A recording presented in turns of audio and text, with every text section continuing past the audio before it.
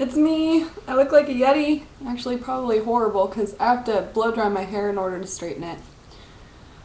I have to kind of upload things as they come to me because I feel like I have to. But I have a lot of things to say, and this one's probably one of my most important things I have to say, and I just want to get it out before I go into work. Politically, I want to talk about America. We had it right. The foundation of what we chose to do with our government was right. You know, it's and the proof is in the pudding. I mean, of course, what our forefathers did was give us the rights, basic rights of being a human being. And yeah, we made some mistakes along the way, but we've been able to iron them out as we've learned as a society what is right and what is wrong. This last decade, things have really, not decade, I'm sorry, the last, I would say 15 years, 20 years or so, things have really taken a drastic change in our government. And people say, or some people have told me that they think that I'm pretty much a bleeding heart, or maybe I'm just too emotional, but I get it. I get the other end. Capitalism, I get it. Trust me.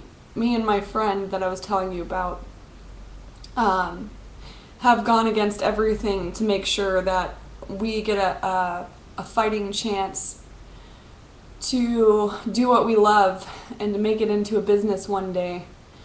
And I understand the steps that need to be taken, and I understand the amount of time that we have to take in order for this to get there. And it'll happen, hopefully, because it's got to take everything that you have. But in this adventure, I've learned some things about the way that our society works.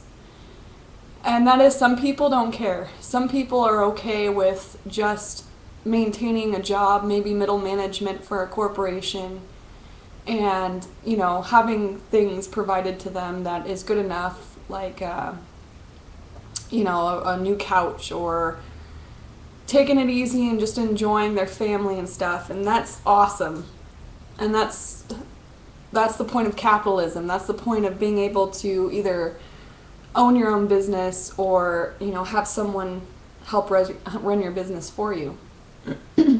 Where it's gone wrong is that the odds are increasingly stacking up against people that have an entrepreneurial,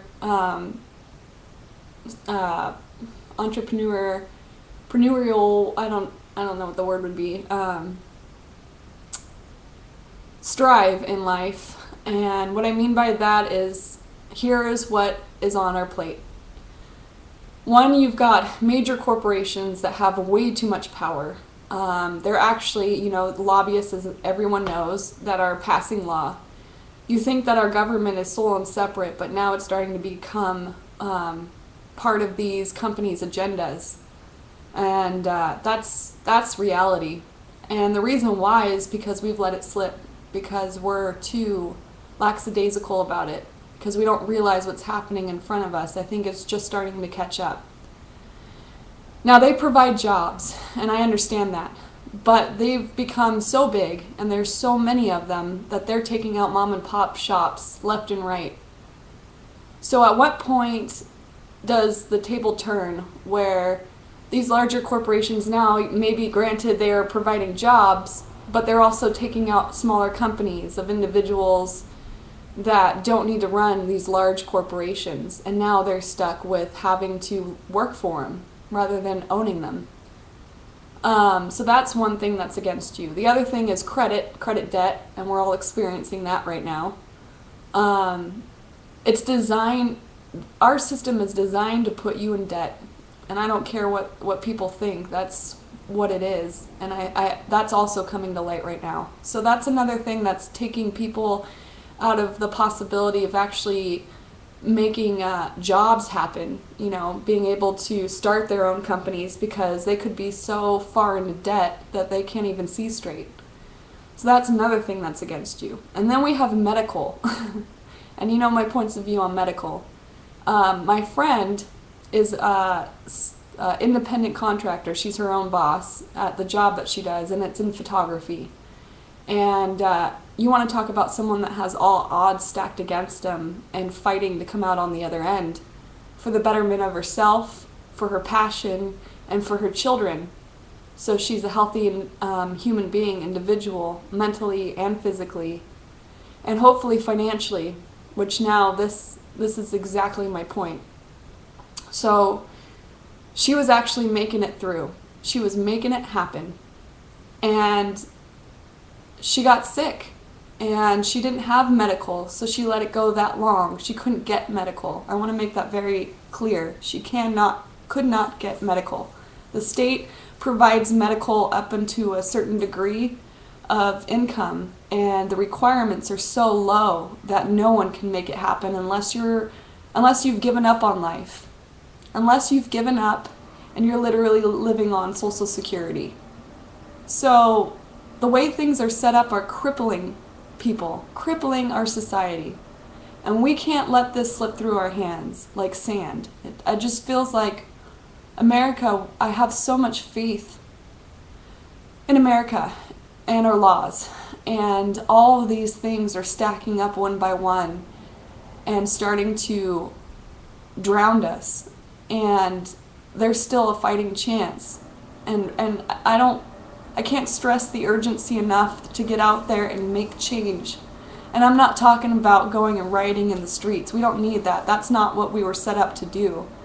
That's the one thing we have going for us that our forefathers set up that is still working right, and that is to get out there and to vote or write to Congress or demand some change.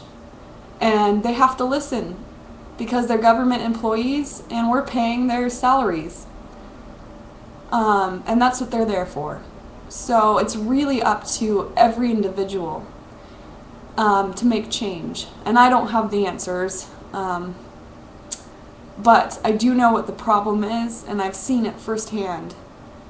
And I know the load that I'm up against as an individual to make my life happen.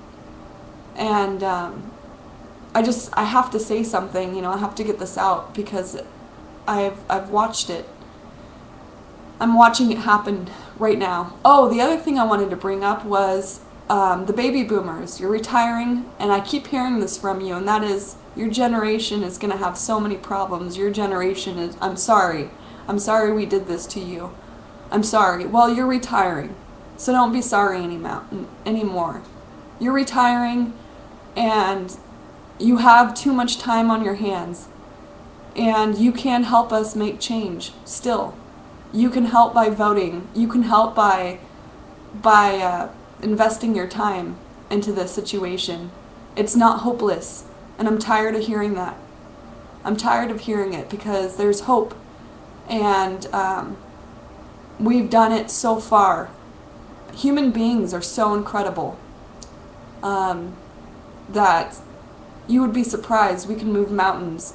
It's just going to take everyone to do it because we're all here living on this planet, and we're all living in America, and we're all functioning within that. So it's your responsibility. It's your due diligence.